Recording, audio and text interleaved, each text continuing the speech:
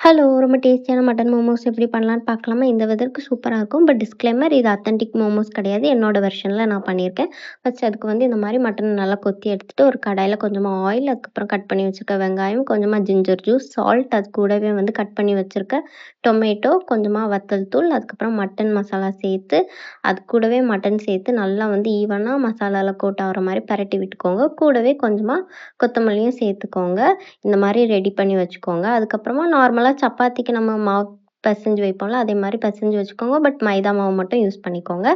அதுக்கப்புறமா அத வந்து இந்த மாரி நல்லா தெரட்டி, அதுக்குள்ள ஸ்டஃபிங் வச்சுட்டு, உங்களுக்கு தேவையான ஷேப் பண்ணிட்டு, ஸ்டீமர்ல ஒரு 10-12 மினிட்ஸ் வச்சா போதும்.